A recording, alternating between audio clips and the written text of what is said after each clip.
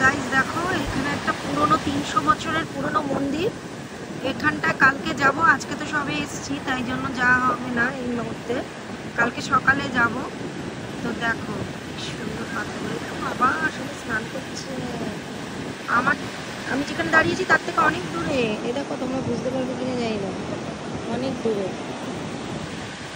আমি জুম করে দেখাচ্ছি তোমাদেরকে, এই দেখো পুরনো মন্দির। কালকে গেলে দেখতে পাবে এই যে ব্রিজ, এখানকার মানুষজন যাওয়া আসা করছে। তো কালকে যাব, আজকে তো এসেছি তোমাদের বললামই, কালকে যাব, গেলে তোমাদের সাথে সবটাই শেয়ার করবো। আর এরকম মুহূর্তটা কেমন লাগছে, বিকালের সমুদ্র 5টা বাজে, বাবা কালো হয়ে গেল একদিন বেশ।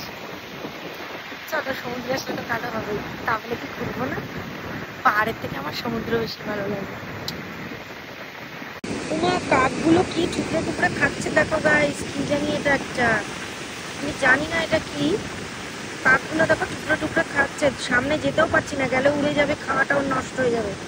আমার মনে হচ্ছে সামুদ্রিক কোনো মাছ হবে, টুকরো টুকরো খাচ্ছে। দেখো এই পাশেও আর একটা কাক খাচ্ছে, হ্যাঁ মাছই হবে। ও মা গো, সামনে যাওয়া যাবে না, নইলে ওদের খাওয়াটা বন্ধ হয়ে যাবে আমার জন্য, থাক খাক। তো তোমরা যদি কেউ জানো এটা কি, তাহলে কমেন্ট করে জানিও তো বন্ধুরা। আর একটা পড়ে আছে এদিকে, এটা খেতে খেতে ওইদিকে চলে গেল, বাবা দুটো। জুম করেছি বলে তার জন্য বুঝতে পারছো, দূর থেকে দাঁড়িয়ে জুম করে দেখাচ্ছি। বাবা বুঝতে পারছি না, আয় আয় আয় খা খা খা, এই যা উল্টে উল্টে চলে যাচ্ছে। বাবা কি এটা, সামনেও যেতে পারছি না, বুঝতেও পারছি না। আমার তো মনে হচ্ছে মাছ হবে, সামুদ্রিক মাছ। তোমরা জানলে একটু কমেন্ট করো তো বন্ধুরা।